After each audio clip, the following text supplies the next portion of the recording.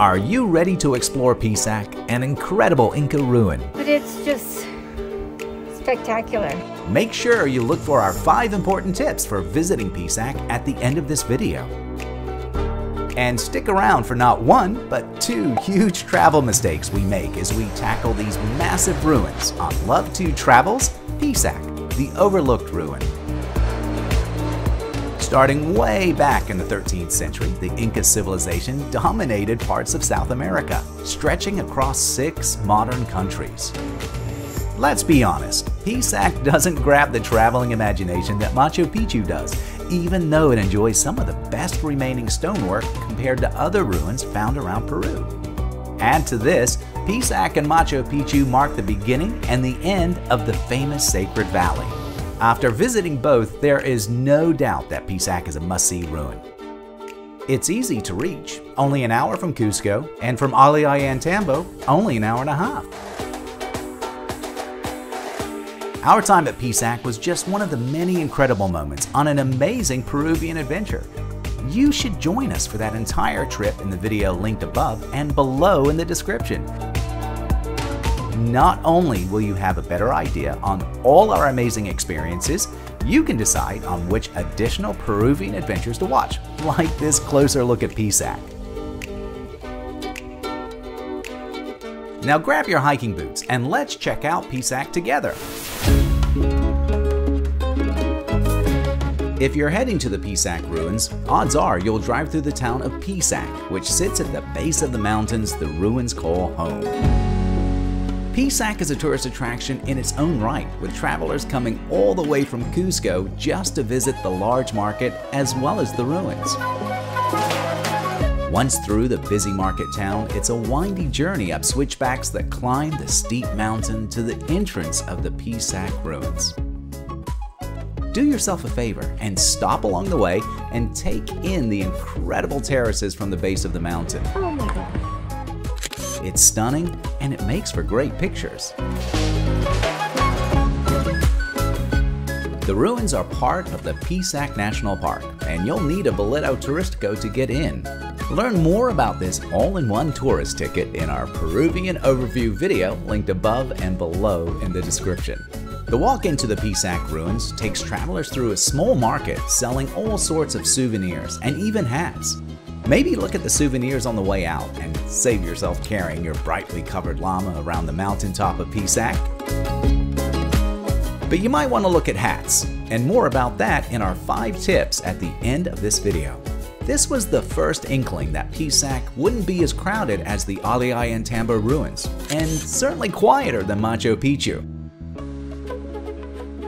The complex is divided into 7 architectural areas. We're heading towards Canchas Rosé in the northeastern corner of the complex. It's one of 3 residential areas in the complex and spreads over 3 levels. If the stonework seems rougher than the pictures you've seen of Inca ruins, it's because the walls originally had clay stucco applied over top. This indicates the structures were probably inhabited by those of a lower class. After taking in the sweeping views of the valleys below, the route into the ruins goes past a bath complex featuring 4 purification baths and on into the labyrinth of the upper Pisac residences. We didn't have a guide with us on this tour, but as far as navigating the ruins is concerned, there really isn't any chance of getting lost. In this case, both possible routes take travelers past the majestic terraces. The higher path gives a slightly better view, and with so few visitors, it's easy to snap that perfect picture free of tourists. If you're enjoying this video, don't forget to like it below. Make sure to subscribe, and while you're down there, ring the bell so you never miss our latest traveling adventure. Climbing the stairs to reach the upper residences gives the first indication of the day to come.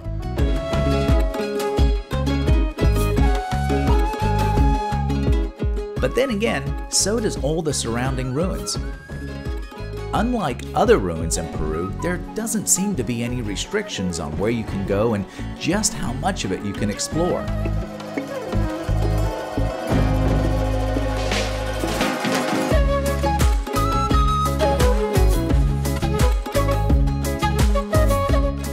There are a lot of stairs, and it feels like you go up more than you come down.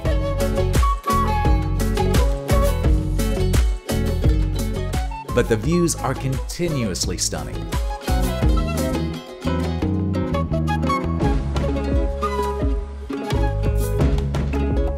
Everywhere you look, there are more nooks and crannies to explore.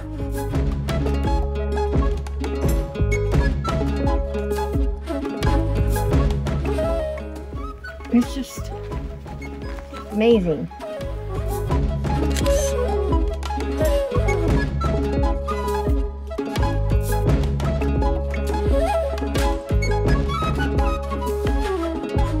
Was any of this your experience when you went to Pisac? Leave a comment below telling us and all our other traveling companions about your time at Pisac.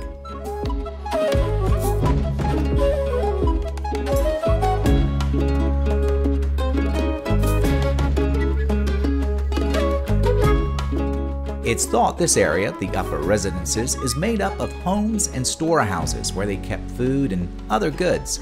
You do find yourself imagining life here all those centuries ago. There are a lot of stairs. Didn't we mention the steep stairs? You know, we need to take the hard way.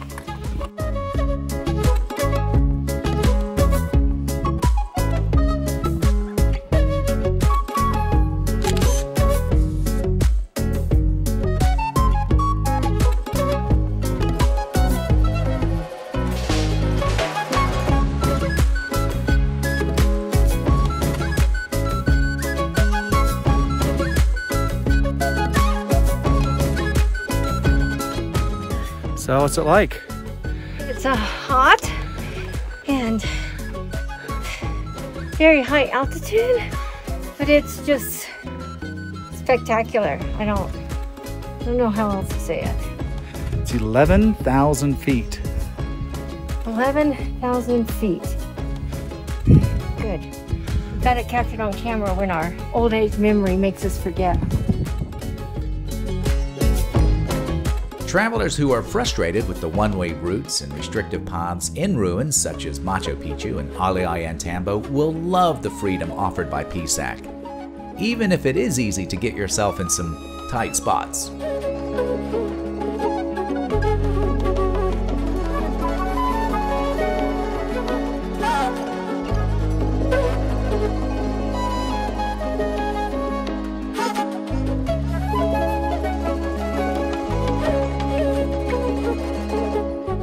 Quick question, have you told your travel buddies and friends about this YouTube channel?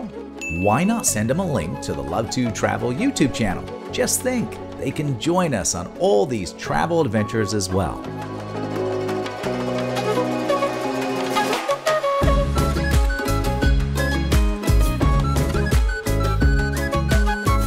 A look back at Canchis Rosé from the upper residences gives travelers an idea of the vast scale and true size of these Inca structures. One of 3 routes can be taken from the upper residences. You can see the route on the eastern side of the complex just below. We'll turn around and head back to the western route, where you'll find hundreds of holes honeycombing the cliff wall.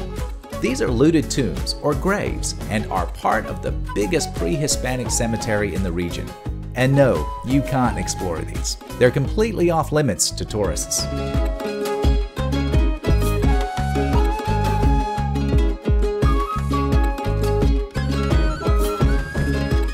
A break in the mountains gives unexpected and tantalizing views of the buildings on the opposite side of the complex. And of course, more views of the valleys just rolling out underneath us.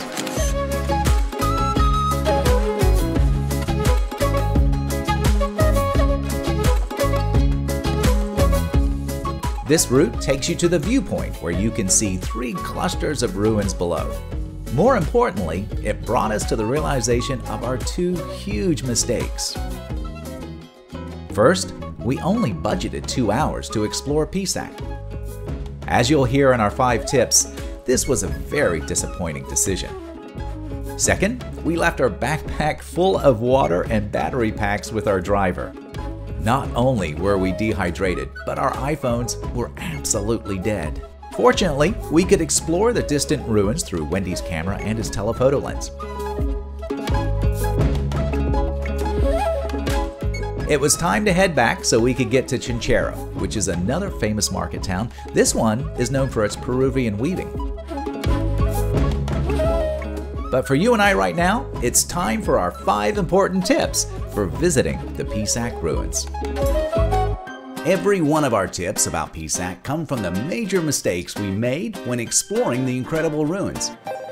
Seriously, you wouldn't think Wendy and I have traveled together for 20 years based on these silly mistakes. So you don't make these same mistakes, here are our 5 tips to explore the Pisac Ruins in Peru. Get acclimated. As you may have heard us mention during the video, Pisac has an altitude of 11,525 feet or 3,525 meters. Add to this, Pisac is a strenuous hike, taking travelers up and down stairs and rugged paths. All this exertion can lead to some serious altitude sickness if you haven't gotten used to the high altitudes, which isn't fun.